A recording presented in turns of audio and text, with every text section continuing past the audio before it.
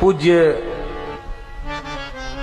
श्री राधा बाबा महाराज, गीता वाटिका वाले बाबा,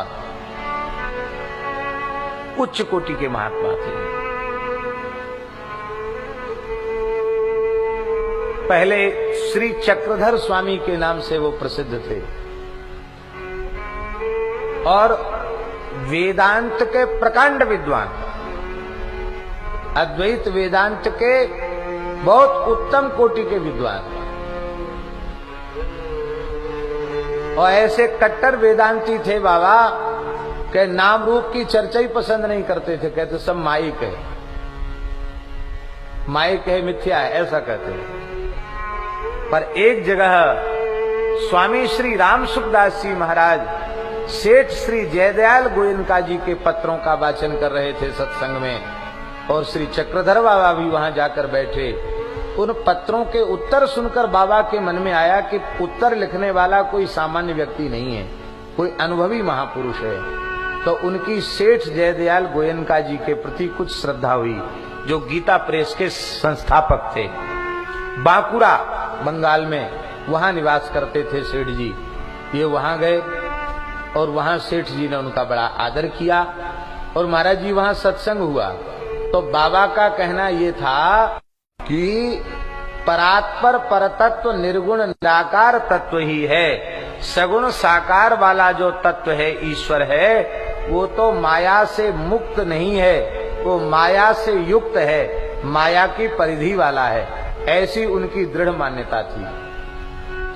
वो सगुण निर्गुण अलग अलग मानते थे बाबा, और कहते ठीक है, निर्गुण में सीधे पहुंच संभव नहीं है तो सगुण के माध्यम से वहां पहुंचो, पर यहाँ नहीं ठहरना, यहाँ से आगे है बहुत, ये कुछ नहीं, ऐसा बोलते थे बाबा। और सेठ श्री जयदयाल गोयनका जी ने कहा कि परमात्मा 10-20 नहीं होते, सगुण निर्गुण दो नहीं, सगुण निर्गुण एक ही हैं, वही सगुण है, वही निर्गुण है।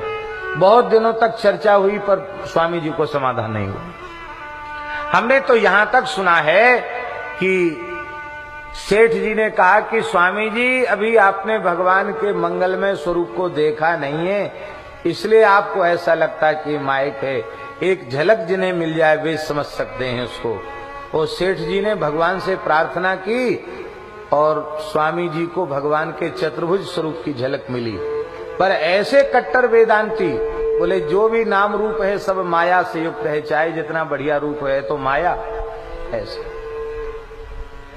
तब सेठ जी ने कहा कि गोरखपुर चले जाइए आप, वहां गीता प्रेस के संपादक भाई हनुमान प्रसाद पोद्दार जी हैं, उनके पास, वे भक्त हैं, वे तुम्हारा समाधान कर देंगे। तो श्री नारायण भैया कहते थे कि स्वामी जी बोले हम किसी उद्धार पोद्दार को नहीं जानते हैं, आप समाधान कीजिए हमारा। नहीं, आप वहां जाइए। आग्रह किया, टिकट करा दिया, क्योंकि बाबा पैसा छूते नहीं थे। तो गीता वाटिका पहुंचे, वहां कीर्तन हो रहा था अखंड। अरे बोले यहाँ तो बहुत शोरगुल हो रहा है। कीर्तन को शोरगुल कहा उन्होंने, यहाँ बहुत शोरगुल हो रहा है, यहाँ कहाँ भजन ध्यान की जगह नहीं, यहाँ कहाँ आ गए। श्री हनुमान प्रसाद पोद्दार जी आए और उन्होंने स्वामी जी के चरणों में सिर रखकर विधिवत प्रणाम किया, और प्रणाम करके कहा कि मुझे बहुत आवश्यक कार्य से वाराणसी जाना है। हम वाराणसी आज जाएंगे, कल रुकेंगे, परसों हम आ जाएंगे, तीसरे दिन, तब तक आपकी हम व्यवस्था करते हैं। बोले यहाँ बहुत शोरगुल हो रहा है, एकांत में व्यवस्था कीजिए। तो आज भी वो जगह है महाराज जी, इमली के वृक्ष के नीचे एक पर्णकुटी में बाबा को रखा गया। उस दिन शरद पूर्णिमा थी। आज भाई जी ने उनके चरणों का स्पर्श किया। ऐसे प्रेमी भक्त का स्पर्श का ये परिणाम हुआ कि उसी रात्रि को बाबा ध्यान में बैठ करके और प्रणव का जप कर रहे थे। ध्यान की अवस्था में प्रणव का जप कर रहे थे, ध्यान में डूबे हुए थे, और उसी समय बड़ी मधुर ध्वनि से महामंत्र का कीर्तन हो रहा था। धीरे धीरे बाबा को मुरली की ध्वनि सुनाई पड़ी और बाबा अत्यंत विह्वलता बाबा में बढ़ गई। शरीर में प्रेम के लक्षणों का उदय हो गया और बाबा ने नेत्र खोले तो त्रिभंग ललित मदन मोहन मुरली मनोहर श्याम सुंदर का प्रत्यक्ष दर्शन हुआ। और अब बाबा श्री चक्रधर स्वामी राधा बाबा हो गए।